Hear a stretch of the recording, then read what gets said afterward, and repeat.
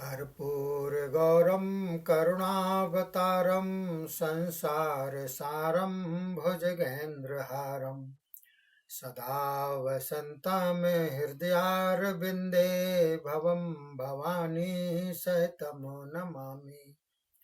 बोलिए शंकर भगवान की जय।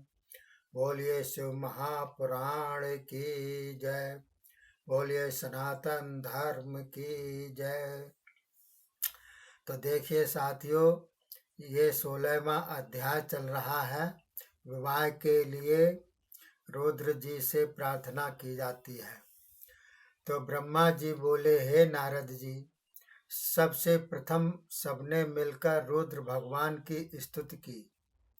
भगवान रुद्र उन सब देवताओं को देखकर तथा उनकी स्तुति सुनकर प्रसन्न हो गए और उनसे आने का कारण पूछने लगे। सदाशिव बोले, हे ब्रह्मा जी, विष्णु जी तथा सब देवता एवं मुनिगण, आप लोग निर्भय होकर अपने आने का कारण बताएं। आप लोगों को जो कार्य हो सो सब ठीक ठीक कहो। मैं आप लोगों पर बहुत प्रसन्न हूँ। श्री रुद्र भगवान का कथन सुनकर श्री विष्णु भगवान की आज्ञा से सब देवताओं की ओर से ब्रह्मा जी कहने लगे, हे देवों के देव महादेव जी, हे कृपा के सागर, हमारे आने का कारण आपकी सहायता प्राप्त करना है, क्योंकि आपकी सहायता के बिना तो यह संसार भी नहीं चल सकता। प्रार्थना यह है कि अब इस संसार में असुर उत्पन्न होने वाले हैं। वे आपके वीर्य द्वारा उत्पन्न बालक के हाथों से एवं आपसे तथा ब्रह्मा विष्णु से मारे जाएंगे। हे अंतर्यामी सदाशिव, मैं ब्रह्मा तथा विष्णु यह तो आपके ही अंश से उत्पन्न हैं।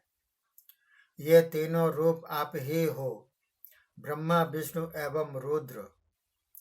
सदाशिव के वाम अंग से विष्णु, दक्षिण अंग से ब्रह्मा तथा हृदय से स्वयं आप जो पूर्ण स्वरूप रुद्र हो।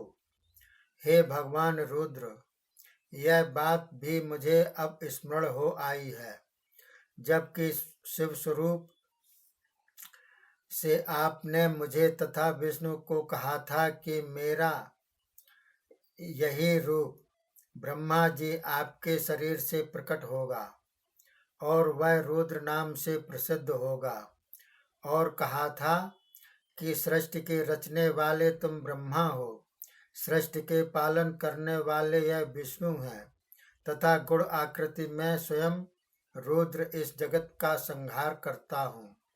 अब हे कृपालु, अपने वचनों का स्मरण करो और उन्हें पूर्ण करने के लिए भगवती सती के साथ विवाह करो, जिससे जगत कार्य पूर्ण हो। जब तक आपकी सहायता हमें प्राप्त न होगी तब तक हम किसी कार्य को नहीं कर सकते। ब्रह्मा जी ने कहा, जैसे मैंने सावित्री तथा विष्णु जी के ने लक्ष्मी को ग्रहण किया है, उसी प्रकार आप भी पत्नी ग्रहण करो। तब ब्रह्मा जी के कथन को सुनकर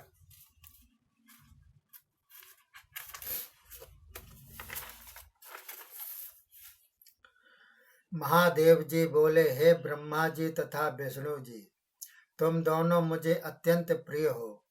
तुमको देखते ही मैं आनंदित हो जाता हूँ। तुम दोनों देव शिरोमणि हो, किंतु आपका कथन पूर्ण करना कठिन सा है, क्योंकि मैं विवाह को ठीक नहीं समझता। मैं विख्यात योगी, विरक्त तथा तपस्वी हूँ। मैं तो निवृत्ति मार्ग पर हूँ। मुझ जैसे आत्मा राम अवधूत, कामहीन, अभोगी, सदा अपवित्र, अविकृत रहने वालों का स्त्रियों से क्या प्रयोजन। मुझे तो योग साधना से ही आनंद प्राप्त होती है। अज्ञानी पुरुष ही काम की इच्छा वाले होते हैं। विवाह का करना तो बंधन में पड़ना है, अतः विवाह करना मेरे लिए कठिन है। विवाह में मेरा कोई स्वार्थ तो है नहीं, परंतु आप तो जगत का इसमें हित कर रहे हो, इसके लिए मैं विवाह कर लूंगा। किंतु उस स्त्री से जो मेरे तेज तथा सामर्थ्य को धारण कर सके, पूरी काम रूपिणी तथा योगिनी हो, इस प्रकार ही स्त्री हो जो उससे जाकर कहो, जब मैं योग साधना में हूँ तो वह योगिनी रूप हो, और जब मैं कामासक्त हूँ तो वह कामिनी रूप में हो, मेरे ध्यान में किसी प्रकार का विघ्न न होने पावे। हे ब्रह्मा जी, आप तथा विष्णु एवं मैं रुद्र, हम तीनों हे परम ब्रह्म भगवान सदाशिव के अंश से प्रकट हुए हैं। हमें तो सदा उन्हीं का चिंतन करना चाहिए, उनके ध्यान में कभी विघ्न ना पड़े, नहीं तो अपना अमंगल है। यही कारण है जिससे मैं अपना विवाह नहीं करना चाहता। हाँ, यदि मेरी इच्छा एवं कर्मों के अनुसार वर्तने वाली कोई स्त्री प्राप्त हो जाए और हो भी श्रेष्ठ, उसी के साथ विवाह कर लूंगा। आप लोग ऐसी स्त्री देखकर उससे कहो और उसे मेरा प्रण भी सुना देना। यदि उसने मेरे तप में विघ्न किया तो मैं उसे त्याग दूंगा। ब्रह्मा जी ने कहा। इस प्रकार भगवान का कथन सुनकर हम दोनों प्रसन्न हुए और बोले, हे स्वामिन, आप जैसी स्त्री के लिए आज्ञा कर रहे हैं, बस उसी प्रकार के गुणों वाली परम सुंदरी योग्य स्त्री प्रथम लक्ष्मी एवं सरस्वती के रूप से उमा प्रकट हुई हैं। उमाकार पूर्ण करने के लिए प्रजापति दक्ष के घर अवतीर्ण हुई हैं। वह महातपस्विनी हैं और आपको ही पति रूप में वर्ण करना चाहती हैं। इसी कारण वह कठोर तप कर रही हैं।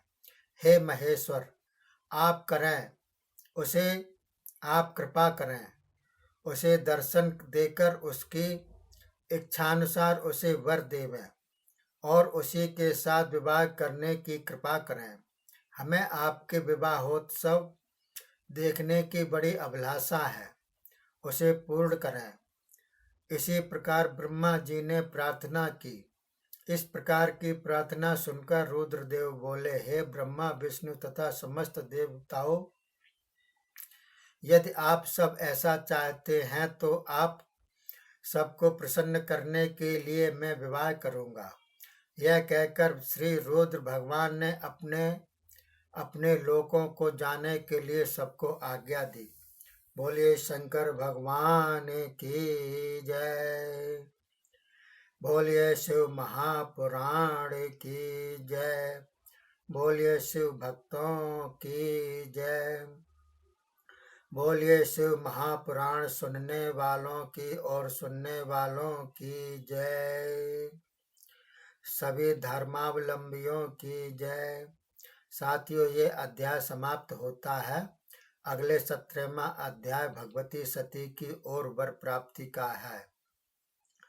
तो देखिए साथियों, ये महाशिव पुराण आप सुनते रहिएगा और अपने तथा दूसरों का कल्याण करते रहिएगा। तब तक के लिए धन्यवाद। जय हिंद, जय भारत।